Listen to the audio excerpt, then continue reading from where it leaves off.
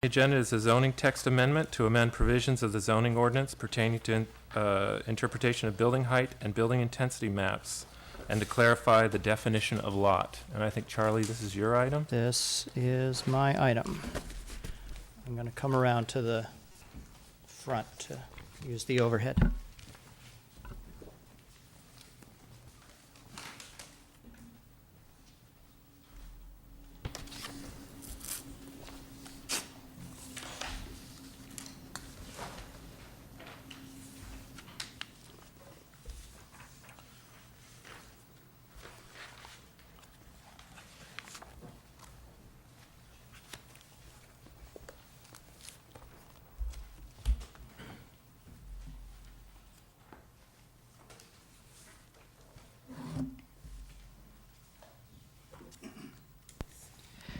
As you know, Emeryville is divided into a number of building height districts according to a building height map. This is the building height map. The city is also divided into a number of building intensity districts, also known as floor area ratio, or FAR, by a building intensity map. This is the building intensity map. These height boundaries and building intensity boundaries do not always follow property lines or development site boundaries. Just as an example of that, this is a blow-up of the map in the area around Powell and Christie. And as you can see, the existing height districts, in many cases, bear no relationship to property lines at all. So the zoning ordinance has a section for dealing with this. Section 9-4.52.3 of the zoning ordinance is entitled Interpretation of the Building Height Map. And it says, if a single lot is in two or more height zones on the height map, the lower height limit shall apply to the entire lot, provided that the height limit for the entire lot may be increased up to the maximum height limit applicable to any part of the lot upon approval of a conditional use permit pursuant to Article 82. And there is a similar provision at Section 9-4.51.3 for the building intensity map. So in other words, the higher height can be spread over an entire lot with a conditional use permit if it covers any part of the site. Recently, this provision has come into question concerning its applicability to specific projects. The meaning of the word lot has been debated as it pertains to development sites, and my interpretation of the applicability of this section has been questioned.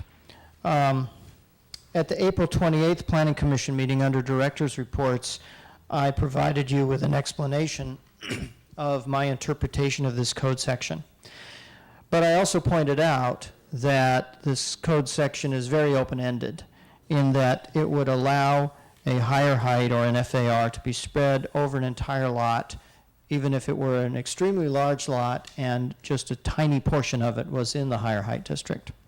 So it was suggested that the code section be amended to provide a little bit more guidance as to when it would be possible to give the higher height to the entire lot.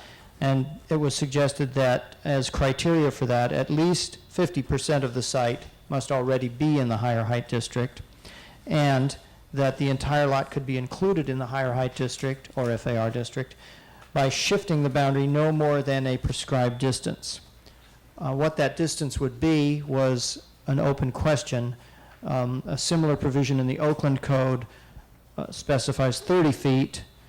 We suggested 50 feet, and we were directed to look at other cities and see what other cities say about this.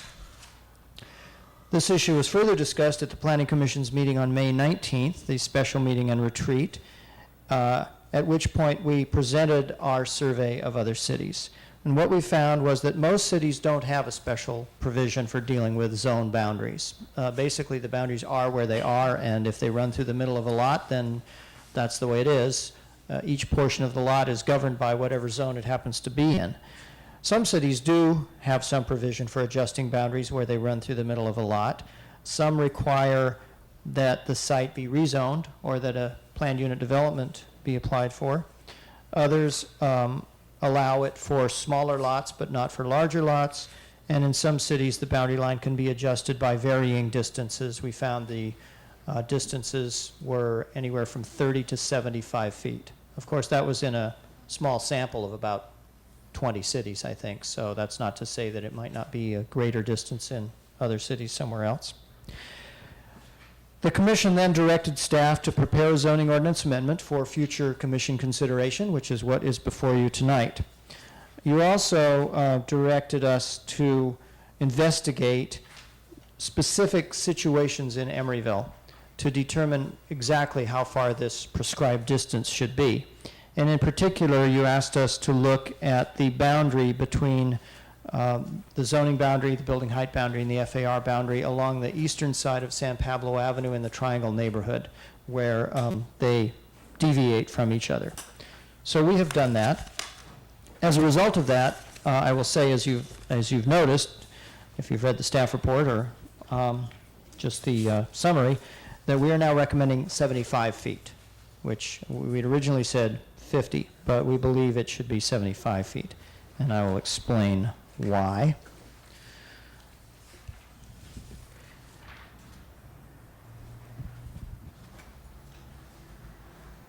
This is a blow-up of the portion of the zoning map for the Triangle neighborhood, and specifically San Pablo Avenue. As you can see, the zoning boundary runs along an uneven line here that basically follows property lines, although in some cases it cuts through the middle of parcels. The red is the CG general commercial zone along San Pablo Avenue, and the yellow is the medium density residential zone, which is in the Triangle neighborhood. This is the height map. And as you can see, the line is straight, just runs straight along here. And Charlie, that's about 132 feet east of San Pablo Correct. Avenue, is that what you said? That's right. For scale? The darker color is the 40-foot height limit, which can be extended to 55 with a use permit, and the lighter blue is the 30-foot height limit, which cannot be extended above 30 feet. Needs a variance to go above 30 feet. The way I determined how far this was, I used to think it was 100 feet. Mm-hmm. That just seemed logical, but I realized after examining the map that it's not 100 feet. If you look carefully, you can see the two lots that the line runs between right here. Mm-hmm. And also, well, there's a number of places, but it also appears to run along the line between these two lots down here. The distance from San Pablo Avenue to this line between these two lots is about 133 and a half feet, I think. And the distance between San Pablo Avenue right-of-way and this zone boundary between these two lots is about 131 and a half feet, or something like that. So it's approximately 132 feet east of San Pablo Avenue. Okay. I have, on this map, superimposed these two. I don't know how well you can see this. Mhm. Maybe if I turn it sideways, you can see it a little better.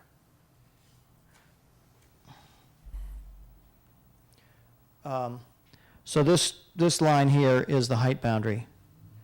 And then, of course, the red here is the zone boundary. Mhm. So you can see that there are some sections at the rear of some of these properties that are in the lower height boundary, lower height district, and it varies.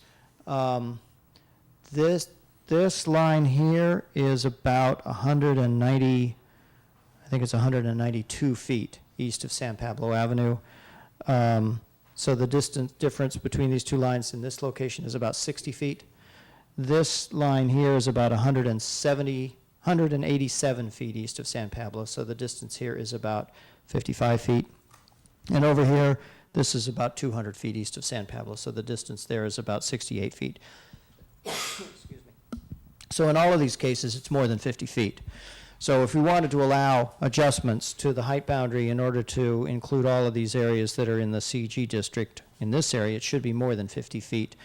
I just rounded it up to 75 feet to make it a round number and to be similar to what other cities allow. You also asked staff to look at how this would affect recent and proposed projects where this has actually been an issue in Emeryville recently. I'm aware of two recent projects where moving the height boundary has been relevant. Those are the Christie Park Towers site on Christie Avenue and the Andante project at San Pablo on 40th Street. In the first case, only a small sliver of the site was in the 95-foot height district. Most of it was in the 40 to 55-foot district, but we allowed the site to be to use the higher height district with a use permit, and overall height of 87 feet with appurtenances to 105 was approved. In the case of Andante, again, the height boundary is 132 feet east of San Pablo, and the remainder of the site is in the 30-foot height district, and again, a use permit was approved to allow a higher height over the entire site, maximum 55 feet, and a 60-foot tower on the corner, which is considered an appurtenance, which is allowed to extend another 10 feet. In both cases, this amendment would not have allowed these projects to proceed because for Christie Park Towers, well, for both of them, they were not more than 50% in the higher height district. For Christie Park Towers, the line would have had to have been moved 160 feet about, and for Andante, it would have had to have been moved about 240 feet. However, in my opinion, that should not have prevented these projects from going forward. The one way to handle that, and personally I feel the more appropriate way to handle that, would be to do a rezoning and rezone those parcels to a higher height district. Mm-hmm. That's what we did for the Volvo project, you may recall. Mm-hmm. And that is a more affirmative declaration of city policy that says that this is the height we feel is appropriate at this location, rather than processing a variance to say that, we're going to deviate from our own policy. It's our policy, we're in control of it. If we think higher height is appropriate in this location, we should just zone it for that. And I think that's what could have occurred for both Andante and Christie Park Towers. There are also 3 pending projects that are bisected by height boundaries. These are the Glass House project at 65th and Hollis, the BRE Equity Office project at Powell and Christie, and the Oak Walk project between 40th and 41st Street, east of San Pablo. Again, this amendment would prohibit the boundary from being moved in any of these projects. In the case of the Glass House, more than 50% of the site is in the higher height district, which is the 40 to 55-foot district, but the eastern 110 feet of the site are in the 30-foot height district. However, in the case of Glass House, so you couldn't move it because it's more than 75 feet. But in the case of Glass House, that doesn't matter because the buildings that are proposed on the eastern part of the site don't exceed 30 feet anyway. Charlie, can you go back to the previous map so we can see the building height map for those 3 projects while you're talking? Yeah.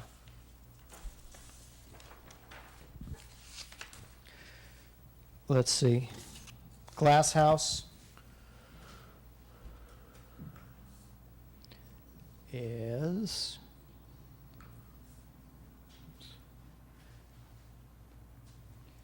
Glass House is right here. And you can see this portion of it is in the 30-foot district. Mm-hmm. The distance from here over to here is 110 feet.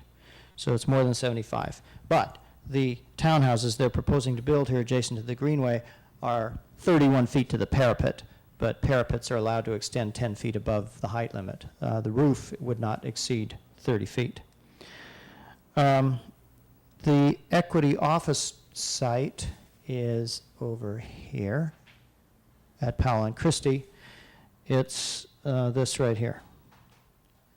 And I have to say, quite frankly, I have no idea what this line here is, where that came from. It doesn't follow any property lines.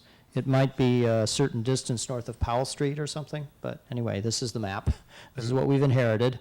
That includes the 76 and Denny's Well, properties? 76 and Denny's are right here. They're in the 40-foot district. They're not part of the BRE equity site. Oh, okay. They may be. We would like them to be, but as of now, they're not. Okay.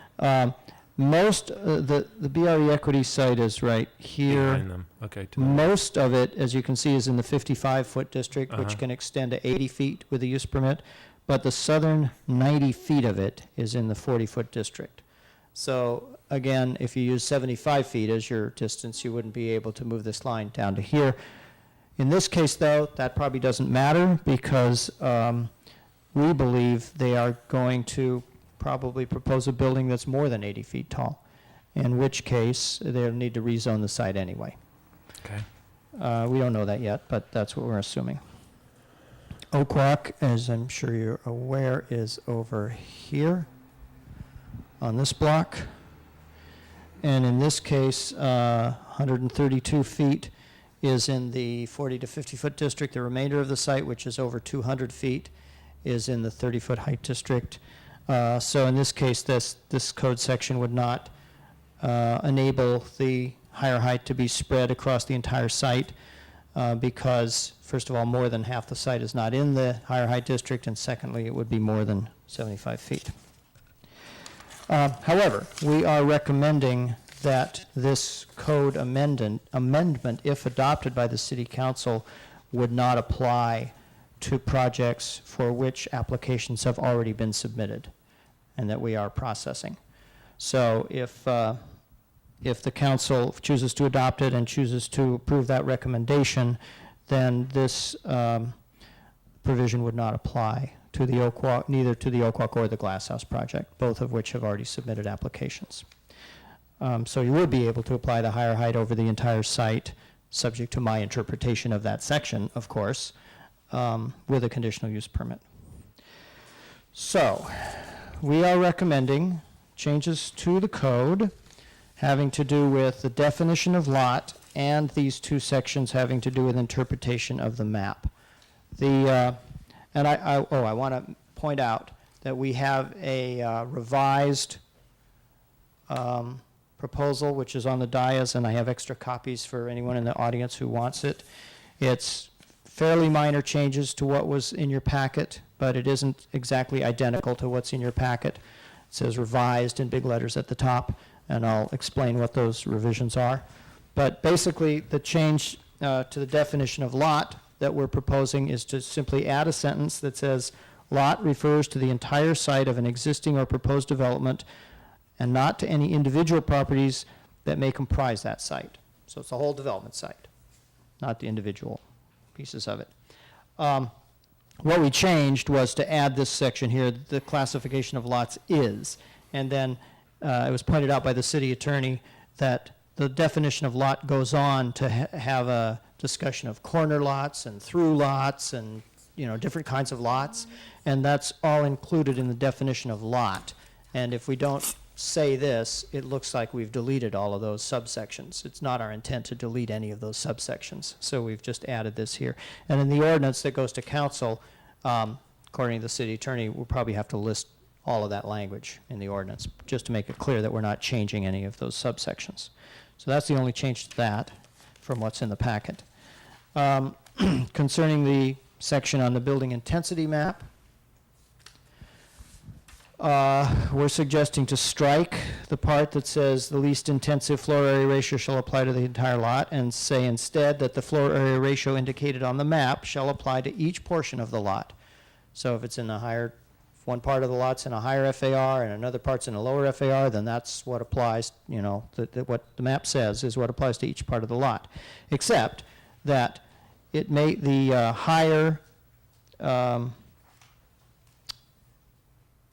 maximum floor area ratio may be applied to the entire lot if three conditions are met.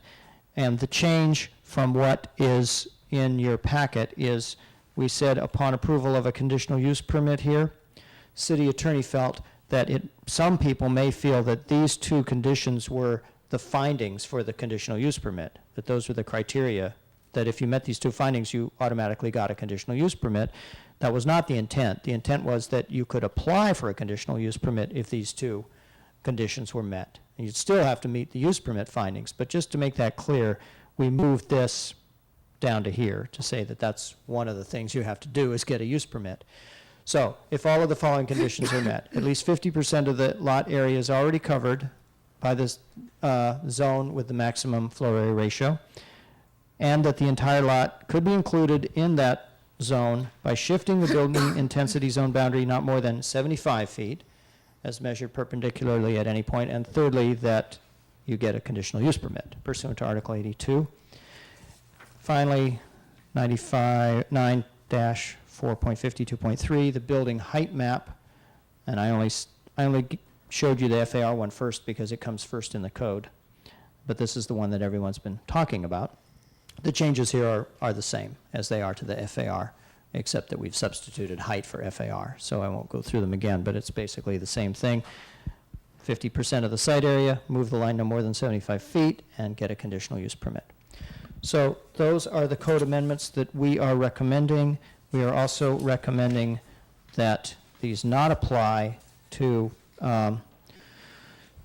projects that an application has been submitted for. Oh, and I should also note on the bottom of Exhibit A, it says here,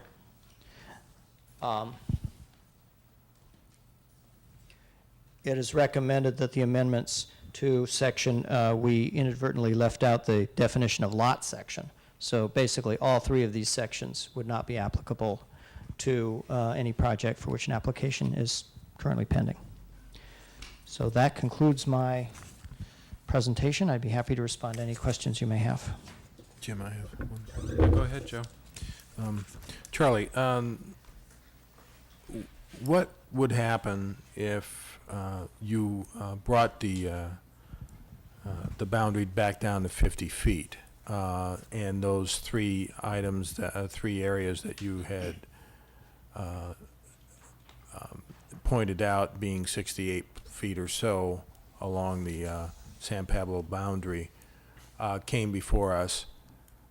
We still have several options to deal with those, right? Well, yeah, what would happen if you made it 50 feet? If they wanted a higher height, if they wanted to. I didn't measure this distance here. This might be less than 50 feet. Mm-hmm. But for these along here, this over here, you basically you couldn't move the height boundary. So the height boundary would stay where it is, and the rear portion of these lots would have a height limit of 30 feet. You could either entertain a variance to exceed that height, or you could initiate a rezoning to move the height line. My gut feel is I think the 50 feet is, I'm more comfortable with that, but I don't know how the rest of the commission feels. Otherwise, it's Okay. Otherwise, good stuff. Any other questions for Charlie?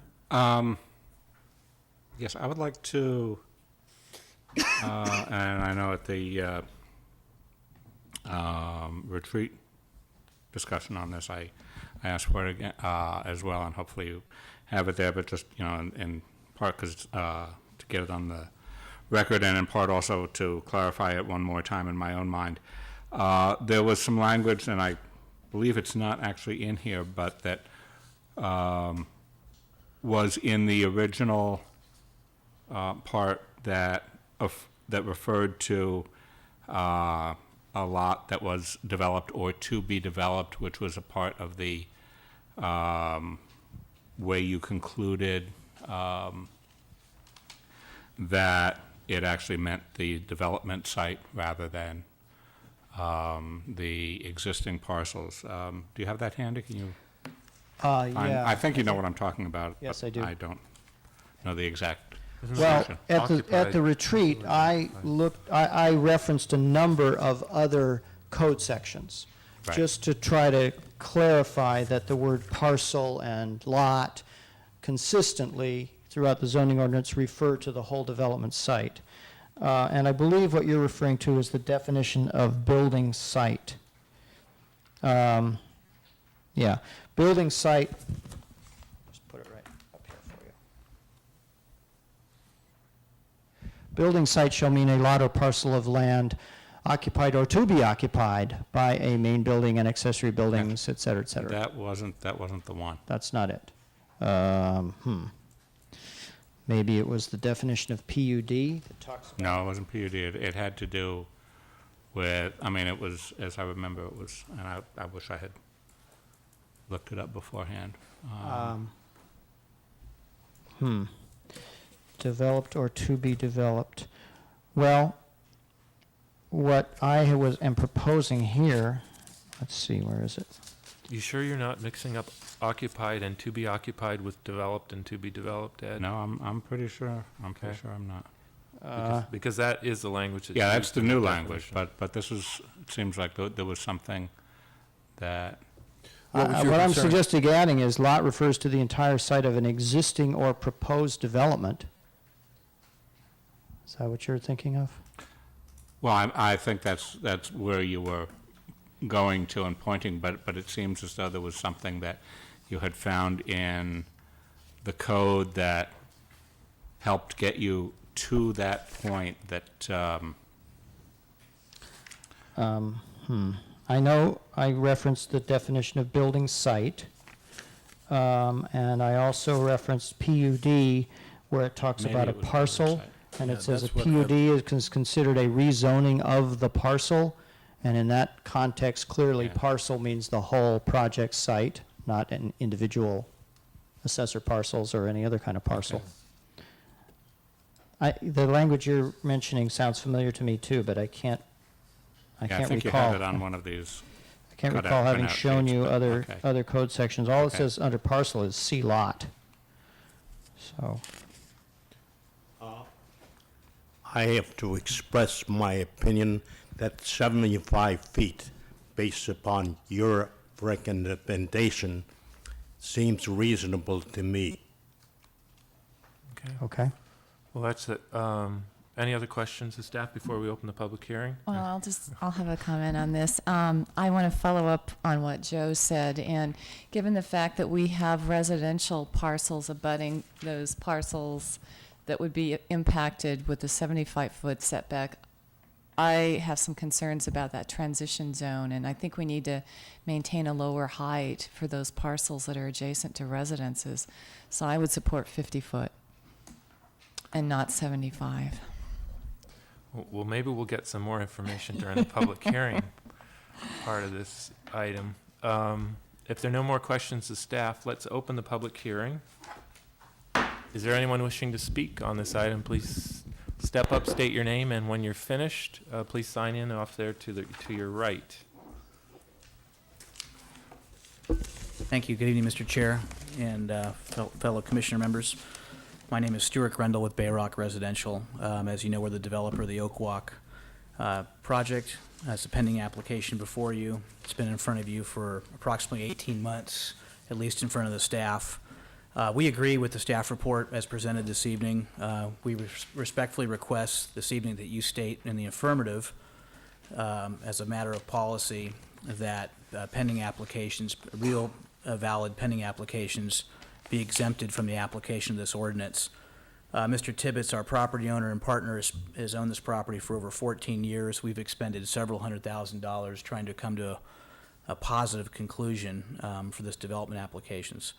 We've also made several changes to avoid specifically the need for any variances. And most recently, we've made several new plan changes that, in my opinion, and hopefully staff will have a chance to explain this to you later, they're entirely consistent with a lot of you folks' recent input, as well as even the stakeholders in the neighborhood, i.e. lower height on 41st and lower density. In fact, I have never really paid attention to the building intensity map and our FAR across the entire site, where we're so focused on height in this area. Our FAR across the entire site is actually less than 1-to-1, and I'm looking at that zoning map, and the only thing that kind of struck my memory to do so is that recent photograph that we had of the aerial and driving up 40th Street and seeing Green City Lofts and trying to guess what their FAR is, and I can tell you ours is substantially below that.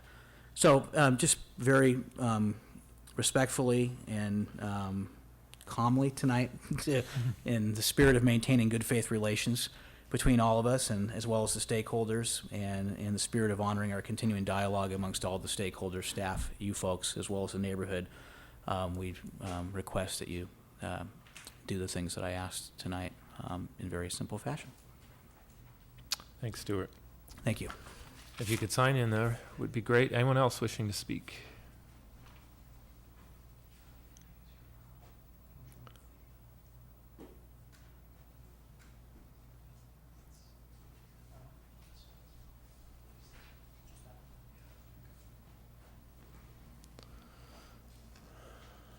My name's John Fricky, and I live on 43rd Street.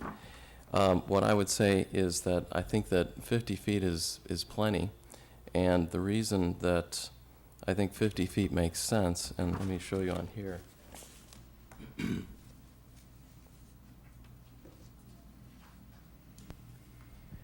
I actually measured that distance that Charlie said he had not yet measured. The distance from this line, which is 132 feet from San Pablo, and this line, which, if you look, actually would capture quite a bit of the parcels. And from here to here is 180 feet, which means that from here to here is about 48 feet. So if you were to adopt 50 feet, that would include all of these parcels. So I think that 50 feet makes sense.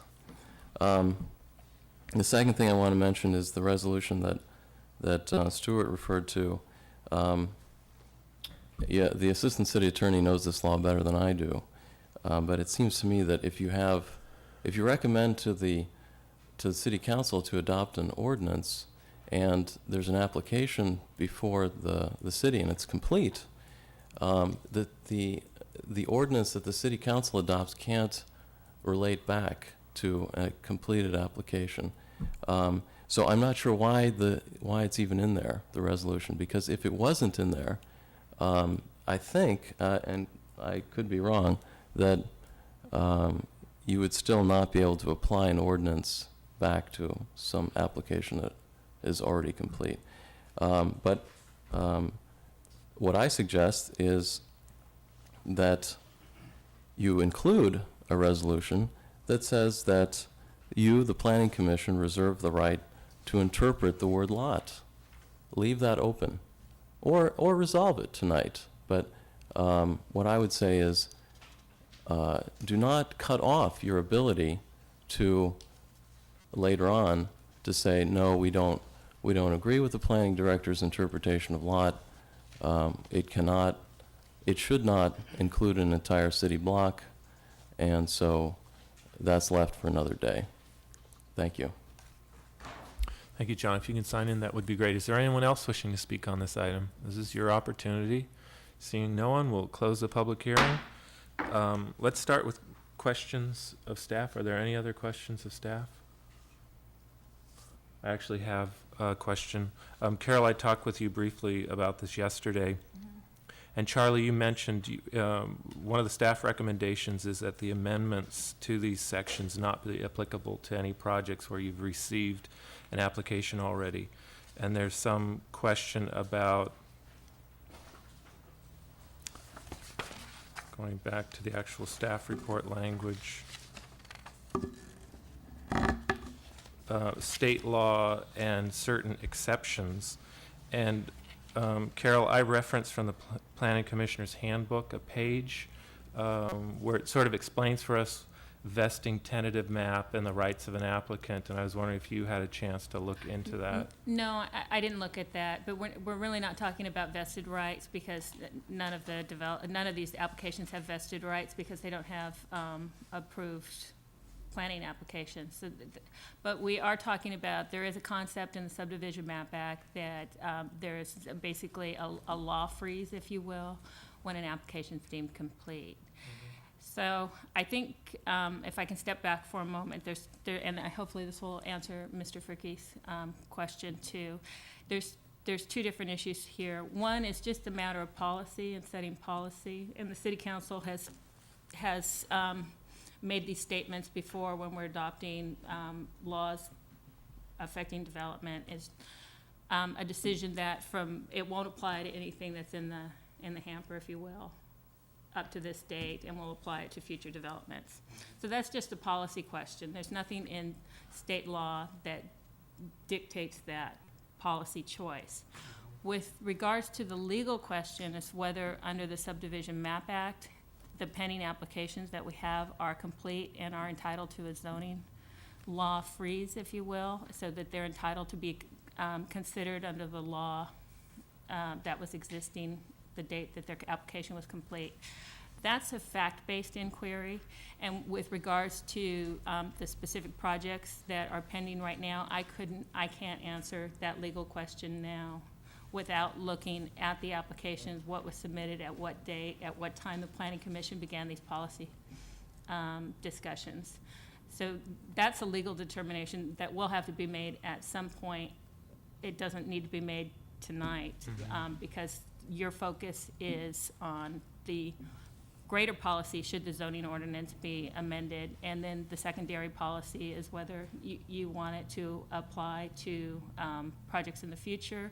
If you express an intent that it should apply to pending projects, then we will go back and look at this. First of all, the city council would also have to adopt that policy, but then we will go back and look at these applications and make a legal determination as to whether we can do that or not. I would just like to add that the reason staff is recommending that you affirmatively state that this does not apply to projects for which an application has been submitted eliminates any question about this. Because if you don't affirmatively make that statement and just leave it to legal interpretation of whether the application was complete or not, that throws the whole thing into question. And we may not know when you're having the public hearings on the specific projects whether this applies or not. Well, hopefully we'll have done the research by then and figured it out. Yeah, we would make a determination. But you may end up finding that, under this new section, suddenly they have to apply for a variance that they haven't applied for, or it just makes it much more messy, much more complicated. It's more straightforward if you just proactively state it does not apply to projects for which an application has been filed.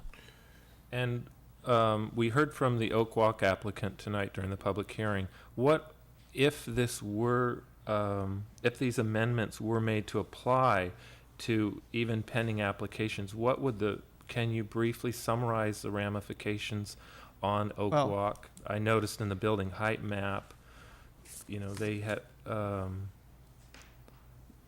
one of the things I've heard from the commission is support for a higher building height along 40th.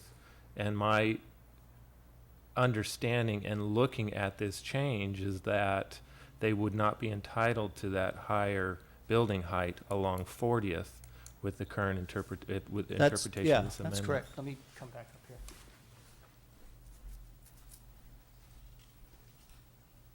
Without, I assume, a variance or a rezoning.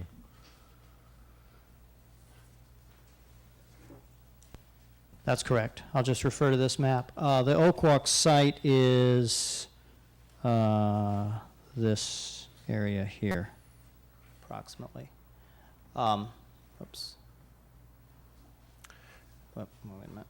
And the solid black line is, okay, there's the Solid building black height. line is the height change. boundary Okay. here. San Pablo Avenue is out here.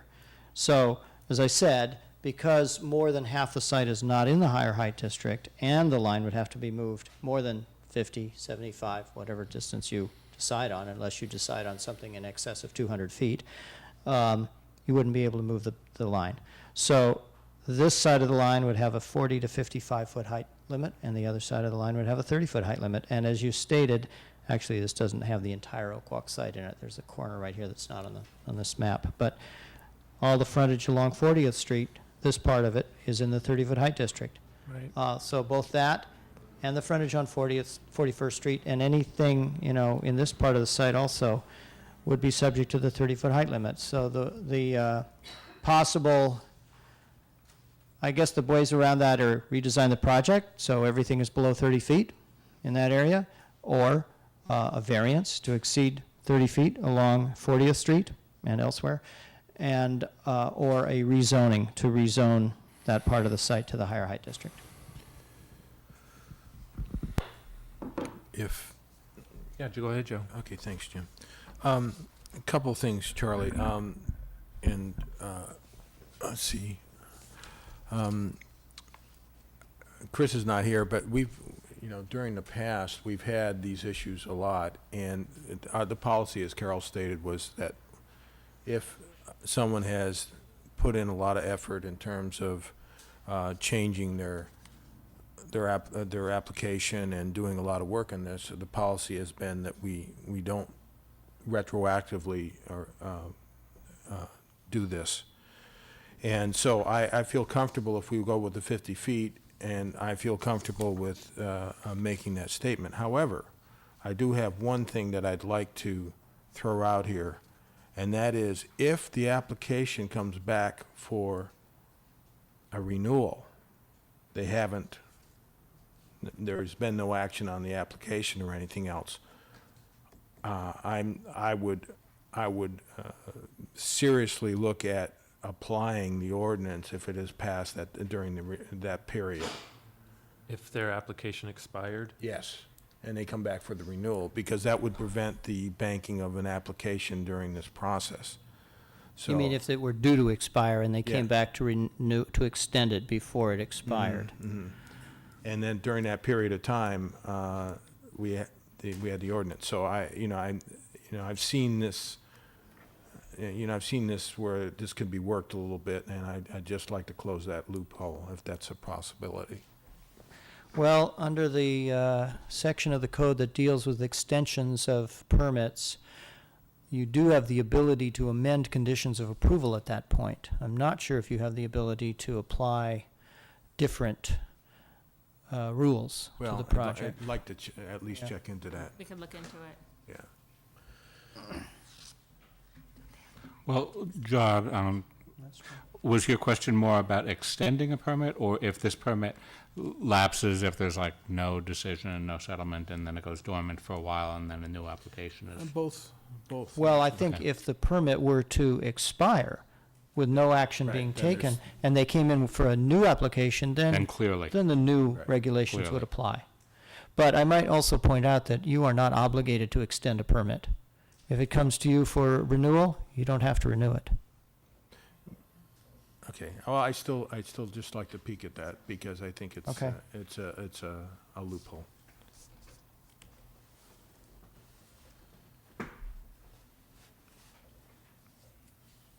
Other questions? I have. Have you weighed in on the I have no other 75 foot? questions, and I definitely would support reducing to the 50 feet. I think at the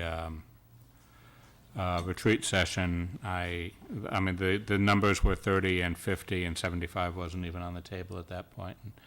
And I said I could live with 50, but I'd be happier with 30, and I can live with 50. But I would not be comfortable with 75. Well, we've heard from 3 commissioners on the 50. I actually was sort of convinced by staff's presentation in explaining the increase in the distance. And looking at those parcels on this map, I don't think there are going to be that many other parcels that would be affected beyond that zone we're talking about. But it seems like there's majority support for the 50-foot change, which I'm willing to live with. Yeah, as Patty pointed out, that it buffers onto a residential, and that's No, for me a big part of the right. problem. Now, understandably, I'm concerned about that as well. Let me point out also that there is another provision in the code having to do with setbacks. Now, setbacks are not height limits, but actually they have the effect of being a height limit. Where a commercial zone abuts a residential zone, as is the case here, there is a certain prescribed setback, I believe it's 5 feet, but then above the 3rd floor, Yeah. the building must slope back 2 feet back for every 1 foot it goes up. So you have a setback line like this, and then the setback line goes like this, which effectively is a height limit. So we do have a buffer Between those 2 zones. between those 2 zones. Yeah, I think the smaller buffer sort of incents developers to really take a look at that. I'm not necessarily saying that's a reason to change from 50 to 75. I just wanted to point that out to you. And so this would be actually an added advantage, really, for Right. us. Well, and there are other remedies through the variance process if it's necessary, Variance or rezoning. right? The two other items then, beyond the distance, one is the need to clarify the definition of lot, and we have agreement on that with the changes that Charlie made tonight. Didn't he? Yeah. I'm okay with that. I'm okay with that. And then the changes that we saw tonight for the interpretation of building height map and interpretation of building intensity maps, are those changes we saw tonight acceptable? Did anyone have any questions about those? I like the fact that they bring them into compliance. They're Yeah. coherent now. I think that makes clear. Then the last item is whether the commission wants to recommend to the council that this actually applies to current planning permits. Those seem to be the That feels issues. appropriate to me. What do you mean? That it apply or not apply? That, that, apply. That it well, does- oh, that it, Right, not while they're in I'm happy with the ordinance Apply? as written. I That mean, it it not does apply to apply. pending permits? Not Permits that- apply to permits in Apply the plan, prospectively. in the. Staff's recommendation is that the amendments not apply to current applications. Right, And I'm and you're fine with all that. Yeah. Yes, I okay agree. with that? Okay with that. But we've heard from 4 commissioners on that. Unless there's any other discussion, is there a motion? I'd move it. Second. So a motion by Troiding and second by Lutz. To approve as amended to 50 feet rather than 75, but Correct. otherwise standing as revised. Thank you, Ed. Okay, are you ready? Yep. Commissioner Kane? No. Commissioner Lutz? Aye. Commissioner Troiding? Aye. Commissioner, Vice Chair Jeffrey? Aye. Chair Martin? Aye. 4 ayes, 1 no. The recommendation is approved. We'll take this forward to the city council as you have recommended. Thank you, Charlie.